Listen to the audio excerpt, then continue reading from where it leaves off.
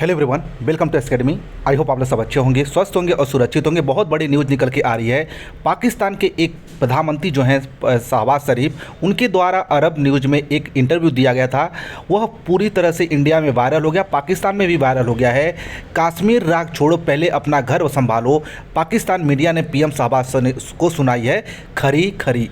पाकिस्तान में भुखमरी के आलम बहुत तेज़ी से फैल रहा है, इसीलिए पाकिस्तान मीडिया बोलती है पहले कश्मीर का राग छोड़ दो, पहले अपने देश को संभालो, फिर दूसरे देश पर आरोप लगाओ। और वहाँ के लोग जो हैं वो भी पाकिस्तान सरकार के खिलाफ क्या नाम है प्रदर्शन भी कर रहे हैं। पूरी न्यूज़ क्या है आइए जानते हैं, और उनके द्वारा इंटरव्यू में क्या क्या बोला गया है पूरी कुछ जानने वाले हैं। उससे पहले आप लोग चैनल पर पहली बार विजिट किए हैं तो चैनल को जरूर सब्सक्राइब कर लीजिएगा। आप लोग तो बहुत सारे आर्टिकल आप लोगों को पढ़ने को मिल जाएंगे। कश्मीर राग छोड़ो, पहले अपना घर संभालो। पाकिस्तान मीडिया ने पाकिस्तान शहबाज शरीफ को बहुत खरी खरी सुनाई है। दरअसल बात है कि पाकिस्तान आर्थिक सियासी संकट के से घेरे से पाकिस्तान के प्रधानमंत्री शहबाज शरीफ ने पिछले दिनों अरबिया न्यूज़ को दिए एक इंटरव्यू में कहा था कि भारत और पाकिस्तान को शांति से रहना चाहिए, तरक्की पर फोकस करना चाहिए। हालांकि इस दौरान भी वह कश्मीर का मुद्दा उठाने से नहीं चुके। उन्होंने कश्मीर में मानवाधिकार की बातें की, साथ ही भारत से बातचीत की इच्छा भी जताई। हालांकि कुछ ही घंटों बाद पाक के पीएमओ ऑफिस ने सफाई दी कि कश्मीर अनुच्छेद 370 हटाए जाने की प्रक्रिया ध्वस्त किए बिना भारत से कोई बातचीत नहीं हो सकती है। ये नहीं, एक बात तो सही है, पाकिस्तान के जो पीएम है वो अलग बात करते हैं, पाकिस्तान के पीएमओ ऑफिस है वो अलग बात करती है। तो इसीलिए बोला जाता है पाकिस्तान में सरकार वहाँ की आर्मी चलाती है। जो ये ट्वीट किया गया था ये पाकिस्तान आर्मी के किया गया था। एक रिपोर्ट सामने आई है कि यह पाकिस्तान की आर्मी के सामने जो है ये रिपोर्ट जो है पाकिस्तान आर्मी के द्वारा ट्वीट किया गया था। और जो इंटरव्यू दिया गया था वो पाकिस्तान के पीएम शहबाज शरीफ के द्वारा गया था कि हम भारत से बात करना चाहते हैं, लेकिन कश्मीर का मुद्दा भी उठाना चाहते हैं। लेकिन ये बोलते हैं कि जब तक कश्मीर 370 फिर से लागू नहीं होता, पीएमओ ऑफिस के द्वारा ट्वीट आता है, तब तक हम बातचीत नहीं करेंगे। यानी पूरी तरह से एक समझ सकते हो कि वहाँ की जो सरकार है वो आर्मी के हाथों में चल रही है। आप लोग क्या सोचना है कमेंट बॉक्स में जरूर शेयर कीजिएगा। और साथ साथ यहाँ पर कुछ नहीं रुका, पाकिस्तान के प्रधानमंत्री कश्मीर राग की पाकिस्तानी मीडिया ने घोर आलोचना की। जो वहाँ की मीडिया है पाकिस्तान की जो है आर्मी की जो है मीडिया की घोर आलोचना कर रही है।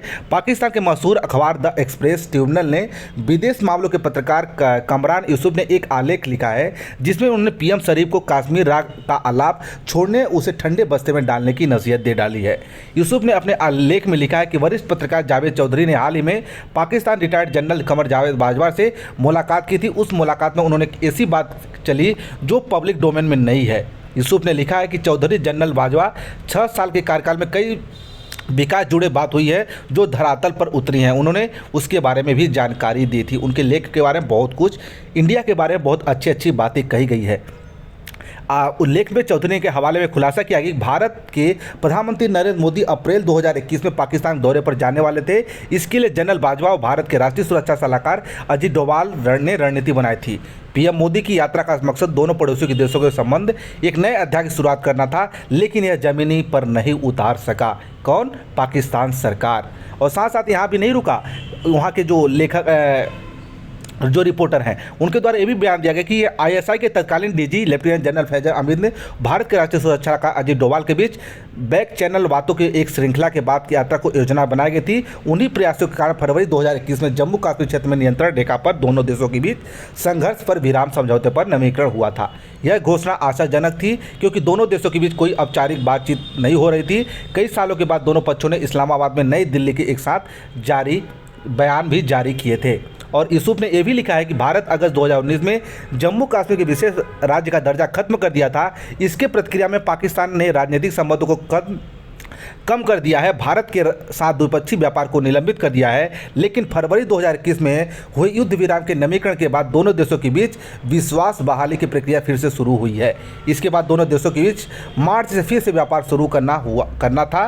पीएम मोदी की यात्रा होनी थी, लेकिन न तो व्यापार शुरू हो सका न ही पीएम मोदी की यात्रा हो सकी। लेकिन भारत इन सभी बातों से मानने को तैयार नहीं है। सीधे बोलता है जब तक कश्मीर पाकिस्तान का हिस्सा नहीं बनेगा और जब तक आतंकवादी खत्म नहीं होंगे, जब तक हम इस बात पर जो है बात करने को तैयार नहीं है। और यूसुफ खान यहीं पर नहीं रुके, उनके द्वारा इसके पीछे की वजह ये भी बताया कि तत्कालीन प्रधानमंत्री इमरान खान ने चेतावनी दी गई थी अगर कोई ऐसा होता है तो पाकिस्तान में लोग सड़क पर उतर जाएंगे और खान आवाम के गुस्से शिकार होना पड़ेगा।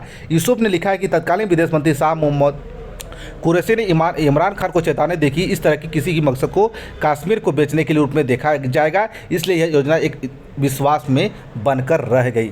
उन्होंने ये भी लिखा है कि दोनों देशों के बीच बहाली कोशिश हुई थी, लेकिन तब तक भारत अमेरिका के बीच करीब चला गया और आर्थिक प्रभाव से मजबूत किया। इसके बाद भारत का रुख कश्मीर पर सख्त होता चला गया। यानी पाकिस्तान, हमें यही नहीं भूलना चाहिए, पाकिस्तान मीडिया ये भी बोल रही है, हमें ये नहीं भूलना चाहिए कि जब भारत आर्थिक तरक्की कर रहा था तब पाकिस्तान एक बाद एक संकटों को जूझ रहा था। यही कहा था कि जनरल बाजवा सोच की अर्थव्यवस्था पर फोकस करने के लिए भारत के साथ शांति रखना जरूरी है। यह बहुत लोगों की खटक सकती है, लेकिन पाकिस्तान को फिलहाल कश्मीर पर चर्चा को रोकना होगा। पहले अपने देश को संभालना होगा, क्योंकि वहाँ का पता होना चाहिए वहाँ की जो आर्थिक अर्थव्यवस्था है, विदेशी मुद्रा भंडार है, वह 2-3 हफ्ते के लिए ही बची है। 2-3 हफ्ते के लिए देश चलाने के लिए सरकार के पास पैसा है, लेकिन उसके बाद पाकिस्तान क्या करेगी, कैसे अपने देश को चलाएगी, ये तो देखने वाली बात है। पाकिस्तान हर जगह, चाहे यूएई हो गया, चाहे सऊदी अरेबिया होगा, चाहे चीन हो गया, चाहे IMF होगा, हर जगह लोन मांगता, कर्ज मांगता फिर रहा है, लेकिन कहीं से अच्छे लोन नहीं मिल जा रहे। कहीं 2 मिलियन, कहीं 3 मिलियन, कहीं 4 मिलियन ऐसे लोन मिल रहे हैं। आप लोग इसके ऊपर क्या करना है, कमेंट सेक्शन में ज़रूर बताइएगा।